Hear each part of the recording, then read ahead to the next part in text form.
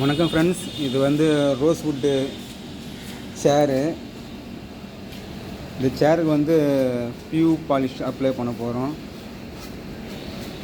பியூ polish apply பண்ணுறோம் அப்படின்னா அந்த ஏற்கனவே பழைய பாலிஷ்லாம் போட்டிருப்பாங்க, அதெல்லாம் வந்து க்ளீனாக தேய்ச்சி எடுத்துடணும். அப்படிலாம் சீவி எடுக்கணும்.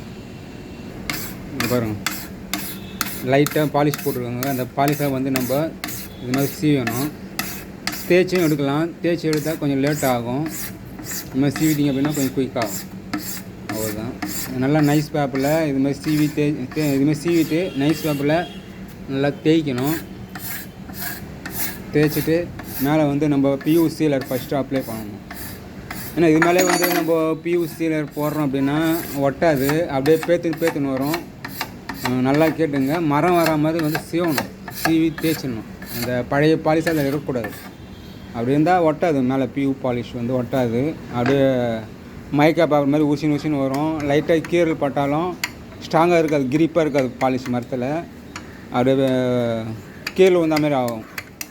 இப்போ டைல்ஸ்லாம் எப்படி கீரல் விழுந்தால் ஒரு மாதிரியாக தெரியுது, அப்படியே தெரியும். அது மாதிரி இது மாதிரி பழைய பாலிஷை தேய்ச்சிட்டு போட்டிங்க அப்படின்னா அந்த கீரல் ஓரளவுக்கு வராது, நல்லா இருக்கும் பார்க்குறதுக்கு. இதுமாதிரி பொம்மை வரத்தெல்லாம் நைஸாக போடணும். பேப்பர் போட்டு அந்த பேப்பர் போட்டு தேய்க்கிறீங்க அப்படின்னா அந்த பொம்மை இடத்துல கோடு விழும்.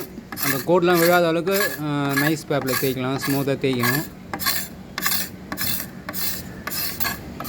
ஃபுல் வீடியோ வந்து நான் சீக்கிரம் அப்லோட் பண்ணுறேன். இது வந்து ஒரு நாளைக்கு ஒரு கோட்டிங் தான் போட முடியும். 3 நாள் கழிச்சு தான் ஒரு முழு வீடியோ வரும் சேருக்கு. அதை நான் எப்படி பண்ணுறதுன்னு இன்னொரு வீடியோவில் சொல்கிறேன். ஃபுல் ஒர்க்கு சொல்கிறேன்.